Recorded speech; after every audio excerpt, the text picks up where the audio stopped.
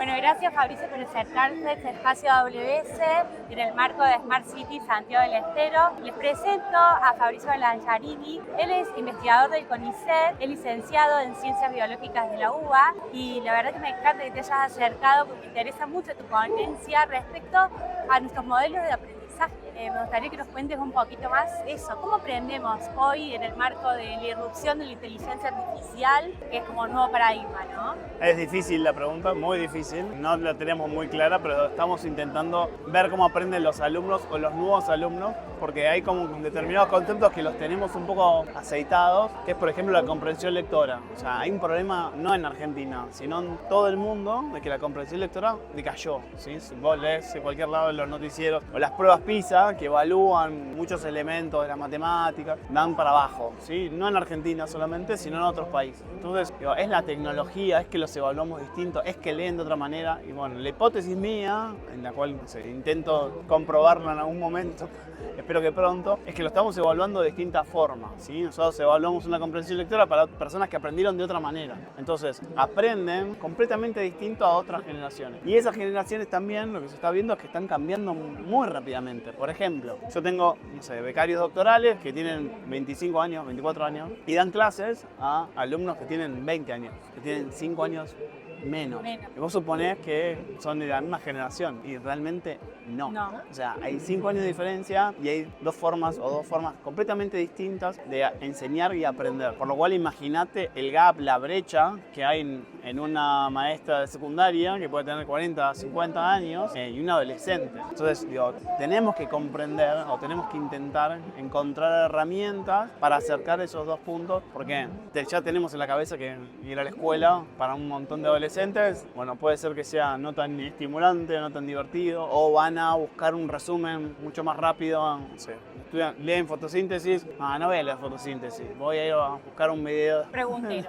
Claro, voy a buscar un video de YouTube de 3 minutos, o bueno, ahora con el chat GPT, que me haga un resumen, dice que resumen que sea mucho más breve y que sea explicado por una persona. Entonces digo, hay otra forma de aprender distinta. No significa que no aprendan, ¿sí? No significa que no guarden esos conceptos. Quizás guardan información de forma probablemente mucho más diversa de lo que hacían las generaciones anteriores. O sea, no sé, nuestros abuelos o nuestros padres no tenían muchas fuentes de ir a buscar información, ¿no? Había que ir a un libro o 2 libros, era el único libro, no lo tenían mucho tiempo, entonces tenían que hacer un resumen, entonces había mucho de un pequeño texto, de una parte de la verdad. Hoy, en la actualidad, tenés 200.000 opciones de ese mismo concepto, por lo cual es otra forma de aprender. No significa que no aprendan o que no memoricen, sino que tienen una mente mucho más abierta porque obviamente los estímulos son enormes. Se le encarta a ChatGPT Tal cual. En muy poquitos años. En muy pocos años, absolutamente. De hecho, cuando salió en Encarta era como todo el mundo decía, bueno, ya está, me hace el trabajo práctico solo, o sea, copio y pego. Y bueno, los profesores de esa época tenían que saber cómo era el Encarta para ver si los estaban truchando, si los estaban leyendo o no. Hoy pedirle a cualquier persona que esté estudiando desde la primaria, secundaria o en la universidad un informe no sirve. O sea, realmente si sos un docente y le va a pedir eso, no sirve. Tienen que demostrar aprendizaje de otra manera, porque ya tenés un asistente virtual que te lo puede hacer probablemente mucho más rápido y a veces, no sé, mucho mejor que vos. Entonces, tenemos que buscar la manera no solamente de enseñar, sino que le podemos pedir para que evidencien ese aprendizaje. El desafío educativo es enorme. Inmenso, digamos, porque es un nuevo rol docente. O sea, es un nuevo rol del estudiante yendo a buscar información, pero lo más complejo es que el rol docente tiene que cambiar. O sea, la brecha tecnológica es enorme. Y después, por otro lado, la educación tecnológica que tienen los estudiantes y los docentes no es exactamente la misma, el acceso no es exactamente lo mismo. Entonces puede ser que, o sea, hace poco en la universidad, en una materia electiva de último año, no estoy hablando de secundario, primer año, en la universidad, último año, materia electiva, neurociencia, ¿sí? Y nos mandamos a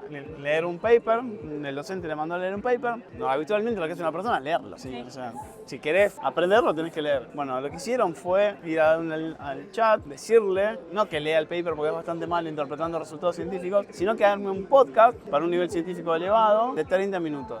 Y armó un programa, un podcast explicando ese paper. Bastante bien. Eso tecnológicamente es una locura que suceda. Pero por otro lado, ¿cuál va a ser el rol de los docentes y cuál va a ser el rol de las personas que quieran aprender? ¿Cuáles van a ser los criterios para saber si eso era genial, ese podcast era genial o no, si nunca nadie va a leer ese paper? Y por otro lado, ¿para qué va a existir ese paper si después nadie lo va a leer? Entonces, digo, la tecnología está modificando absolutamente todos los roles. Fíjate, me quedo pensando en un montón de cuestiones respecto a habilidades, ¿no? Porque porque estamos hablando de habilidades de aprender, habilidades de memorizar, habilidades de interpelar, pero también el tener la habilidad de identificar que había una posibilidad de hacer un podcast para poder interpretar, es una habilidad perfecta. Absolutamente, ¿no? absolutamente. No para desestimar. No, para nada. Y está bueno compartirlo, porque lo que hizo el estudiante fue contárselo al docente. Y el docente me lo contó a mí y yo se lo estoy contando a todo el mundo. O sea, existen distintas formas de encontrar estos prompts, estas formas de ir hacia la inteligencia artificial para que sea más eficiente, para que te dé la información necesaria. Pero siempre tenemos que recordar que lo que está haciendo es acercarnos a información que alguien en algún momento la cargó y que esa información la cargó un humano, ¿sí? O sea, lo que hace es combinarlo y ser muy complaciente con vos. O sea, todo el tiempo conoce nuestra conducta, conoce nuestra forma de ser, todo el tiempo es muy complaciente con uno. Entonces uno se siente muy cómodo con alguien que te va a decir, sí, ahora te lo corrige, no te preocupes, no te cuestiona nada, ¿viste? Como, es buenísimo, sí, gracias. Entonces, no te interpela. No te interpela. Y eso, por un lado, está genial, pero por otro lado, es distinto a la sociedad que uno creció o que yo me formé educativamente, donde la universidad lo que hacía no era decirte, qué buena idea. No. Tal cual. Era cuestionarte cosas, desafiarte. Entonces, ponerte incómodo.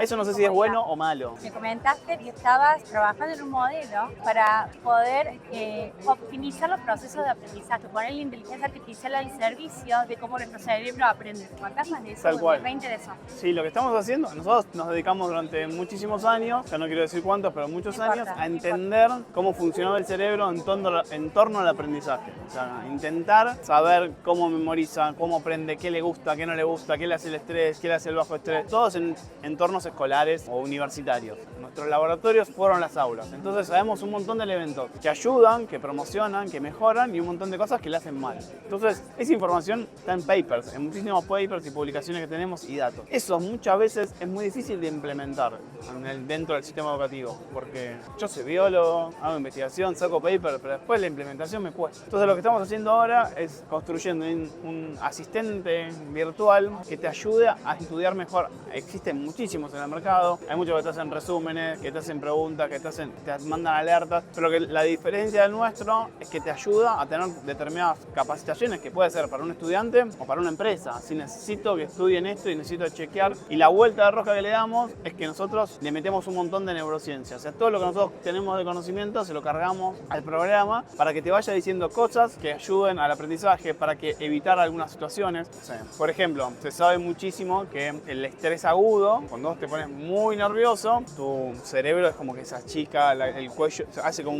cierra las puertas y no puede salir información. O sea, no puede salir información. O sea, es normal que la persona le pregunten algo, no sé, yo qué sé, sale de ahí y se lo acordaba. Decía, yo lo sabía, ¿viste? Lo sabía. Eso es hiper típico. Por eso, bueno, se dice que no tenemos que tomar exámenes sorpresa, porque la persona puede saber un montonazo y capaz que no lo puede sacar. Entonces, lo que le decimos a esa persona, evaluamos el nivel de estrés que tiene, vemos si está nervioso o no, y a partir de eso hacemos un montón de preexámenes. Que juegue a estar en esa situación. Ahora sirve muchísimo.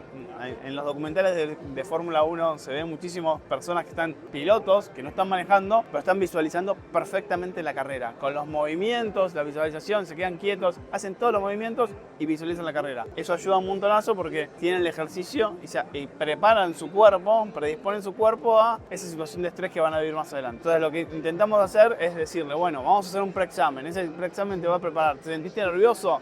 Si se siente nervioso, lo va a tener que hacer de vuelta. O por ejemplo, lo que te contaba recién del aprendizaje espaciado. El cerebro le gusta evocar en determinados momentos. No es lo mismo que yo te enseñe algo y te lo enseñe de vuelta y te lo enseñe de vuelta 10 veces, que te lo enseñe una vez, espere un tiempo y te lo enseñe de otra manera. Porque al cerebro le gustan esos tiempos separados. Nosotros como estudiamos las neuronas sabemos en qué momento esa neurona genera cierta síntesis de proteínas. Entonces, es muy simple. Vas a estudiar, la aplicación sabe en qué momento empezaste y dice, bueno, dentro de tanta cantidad de tiempo, volví a hacer un repaso. Y en ese repaso le agregamos algo más para que cuando evoca, hace un proceso que se llama reconsolidación, trae a la conciencia ese conocimiento y le agregamos otra información, aunque él no se dé cuenta, él lo va a incorporar. Entonces es una especie de asistente como un chat, como el chat GPT, pero aplicado a cualquier proceso educativo de enseñanza, pero con mucho de neurociencia, con mucho de entender a la conducta humana metido ahí. Fíjate, me encantaría probarlo. ¿No? Lo estamos probando en la universidad. Me encantaría probarlo. Entonces, tenemos un desafío desafío de aprender de nuevo aprender. Tal cual. Sí, Y aprender de vuelta a enseñar. ese es el más difícil para mí, porque el aprendizaje se da de forma natural, ¿sí? O sea, es bastante probable que con cualquier herramienta un niño aprenda a sumar, quizás en otros tiempos, o a hablar, o a leer, o escribir, quizás en otros tiempos, no en tiempos escolares. Pero bueno, lo más complejo es cómo hacer que ese proceso sea lo más eficiente, cómo hacer que ese proceso sea lo menos forzado, cómo hacer que la experiencia educativa sea amplia y universal para todos, no que un 10% de la población del mundo entienda y el resto no. El desafío es ver cómo es la mente, no de las personas que somos más grandes, sino de las personas más jóvenes, para ver cómo modificamos esas estrategias educativas en base a esas cabezas que, si bien son iguales a las nuestras, tienen un contexto y otros estímulos que nosotros no tenemos. Poner la tecnología desde un plano al servicio de la humanidad, ¿no? Absolutamente. Porque detrás de esto hay un humano que está ejerciendo un rol de estudiante, o hay un humano que está ejerciendo un rol de docente, pero la tecnología tiene que potenciar esas capacidades innatas que tenemos todos. Encantó conocerte, Fabricio. Bueno, muchas gracias. Desarrollando. Espero que hayas disfrutado de este espacio. Espero que en el próximo ya te traiga. Lo hacemos acá una demo. Me encanta, hacemos una demo. Me Bueno, encantó. muchas gracias. Muchas gracias. Que esté bien.